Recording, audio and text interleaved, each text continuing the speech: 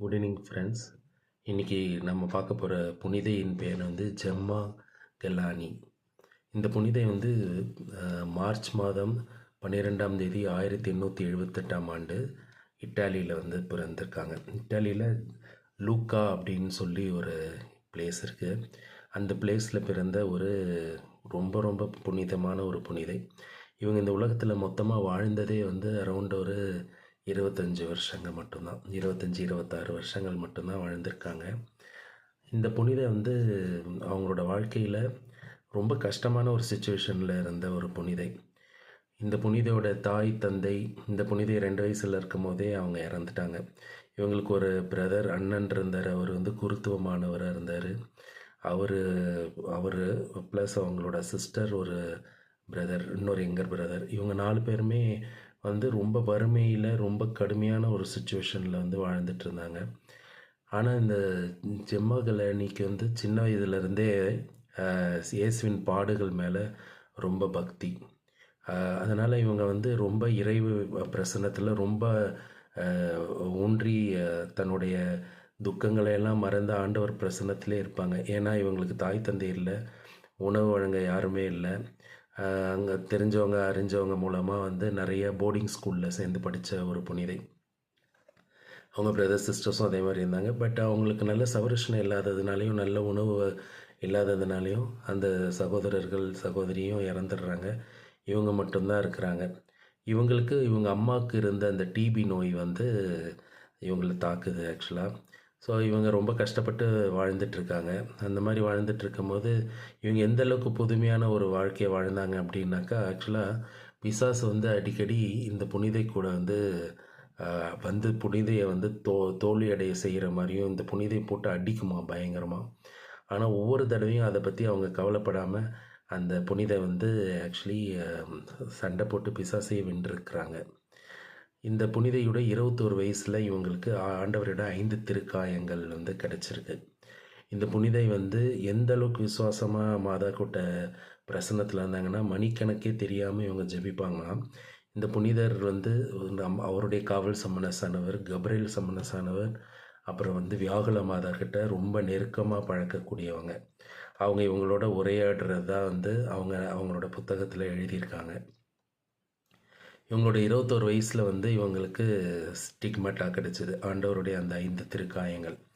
அந்த 5 திருக்காயங்கள் கொடுக்கும் போது ஆண்டவர் வந்து சிலுவையில் தொங்கிட்டு இருக்கிற அதே கதியிலே வந்து அந்த புனிதையை பார்த்துருக்காங்க. அந்த புனிதையோட அந்த இயேசுவோட காயத்திலேருந்து ரத்தம் விழற மாதிரி இருக்கு, ஆனால் விழலை. அதுக்கு பதில் இவங்களோட காயம் வந்து உருவாகுது. அந்த நேரத்தில் அந்த வலியை தாங்க முடியாமல் துடிக்கிறாங்க. அப்போ மாதா வந்து அவங்களோட அந்த மேலாடை மூலமாக அந்த மகளை அரவணைக்கிறாங்க அப்படின்னு சொல்லி அவங்க எழுதியிருக்காங்க. இந்த புனித வாழ்க்கையில் இந்த நவம்பர் மாதத்தில் நம்ம உத்திரிக்கிற ஸ்தலத்தை பற்றி பார்க்குறதுனால இந்த புனித வாழ்க்கையில் உத்திரிக்கிற ஸ்தல ஆன்மாக்களோட நடந்த ஒரு உறவை பற்றி இப்போ நான் சொல்கிறேன். இந்த புனித வாழ்ந்த சமயத்தில் வந்து ஒரு சிஸ்டர் ரொம்ப ரொம்ப பக்தி வாய்ந்த ஒரு சிஸ்டர் வந்து வாழ்ந்திருக்கிறாங்க. அவங்க பேர் வந்து Maria Teresa of infant Jesus, குழந்தை இயேசுவின் மரிய தெரேசா அந்த சிஸ்டர் பேர். அவங்க ரொம்ப ஒரு புனிதமான சிஸ்டர், ரொம்ப உருக்கமாக வாழ்ந்த ஒரு சிஸ்டர். அந்த சிஸ்டர் வந்து உடல்நிலை பாதிக்கப்பட்டு இவங்க வாழ்ந்துட்டு இருக்கும்போது அவங்க இறந்துடுறாங்க. இறந்து ரொம்ப நாளுக்கு முன்னாடி இறந்துடுறாங்க இவங்க சின்ன வயசாக இருக்கும் போது. அதுக்கப்புறம் வந்து இவங்க வந்து அந்த சிஸ்டருக்காக அடிக்கடி வந்து ப்ரே பண்ணுவாங்களாம். ஜெம்மா கலாட்டி ப்ரே பண்ணிகிட்டே இருக்கும்போது ஒரு நாள் வந்து அவங்களோட அவங்க வந்து நைட்டு தூங்குறதுக்கு முன்னாடி ஜெபம் பண்ணிகிட்டு இருக்கும்போது ஒரு 9:30 மணி இருக்குமா. அந்த நேரத்தில் அந்த சிஸ்டர் வந்து இவங்களுக்கு காட்சி தராங்க. எப்படின்னா அந்த சிஸ்டரோட முதுவை வந்து இவங்க டச் பண்ணுறாங்க. இந்த சிஸ்டர் டச் பண்ணி இந்த மாதிரி நான் வந்து உத்திரிக்கிற ஸ்தலத்தில் இருக்கிறேன், எனக்காக நீங்கள் வேண்டிக்கோங்க, நாளை காலையில் எனக்கு ஒரு பூசை வைப்பு கொடுங்க, இன்னும் ஒரு கொஞ்சம் பூசைகள் வச்சா நான் வந்து மோட்சத்துக்கு போயிடுவேன் அப்படின்னு சொல்லியிருக்கிறாங்க. இவங்க போய் அதை பங்கு சாமியார்கிட்ட சொல்லி பங்கு சாமியார் மூலமாக வந்து இவங்க பூசையை நிறைவேற்றுறாங்க. நிறைவேற்றும் போது திரும்பி கொஞ்ச நாள் கழித்து அதே சிஸ்டர் திரும்பி வந்து அவருக்கு நன்றி சொல்கிறாங்களாம். அவங்க வரும்போது அவங்க கூட சம்மனசுங்கள்லாம் வர்றதை இவங்க பார்க்குறாங்க. ஸோ உத்திரிக்கிற ஆன்மாக்களுக்கு இந்த புனிதர் மூலம் இந்த புனிதையும் உத்திரிக்கிற ஆன்மாக்களுக்கும் உரையாடினதை பற்றி தான் வந்து இன்றைக்கி நான் சொல்லியிருக்கேன். ஆக்சுவலாக இந்த புனிதரோட வாழ்க்கையில் பலவிதமான துன்பங்களை அனுபவித்தாலும் அந்த ஒவ்வொரு துன்பத்தையும் அவங்க ஆண்டவருக்கே ஒப்பு கொடுக்குறாங்க. இன்னொன்று இதில் இவங்க சொல்லியிருக்கிறது உத்திரிக்கிறான் மக்களுக்கு தேவைப்படுறது திருப்பலிகள் மட்டும்தான். நமக்கு முன்னாடி நம்ம கூட வாழ்ந்து இறந்து போகிறவங்க அவங்களால எந்த உதவியுமே செய்ய முடியாது. அவங்க நம்மளை நல்லா பார்க்க முடியும், நம்ம கூட உரையாட முடியும். ஈவன் ஆண்டவர் வந்து அதுக்கு அனுமதிக்கிறாரு. ஆனால் அவங்களுக்கு எதுவுமே செய்ய முடியாது. ஸோ அதனால் வந்து அவங்க என்ன பண்ணுறாங்க, நம்மக்கிட்ட உதவி கேட்குறாங்க. நம்ம வந்து அந்த உதவியை வந்து செய்வோமான்னு எதிர்பார்க்குறாங்க. ஸோ நம்ம குடும்பங்களில் மறித்தவங்களுக்கும் நம்மளால் முடிஞ்சதை நம்ம செய்வோம். குழந்தைகளோ இல்லை மாணவர்களோ அவங்களுக்கு வர பாக்கெட் மணியை சேர்த்து வச்சு கூட ஒரு பூசை ஒப்பு கொடுக்கலாம்.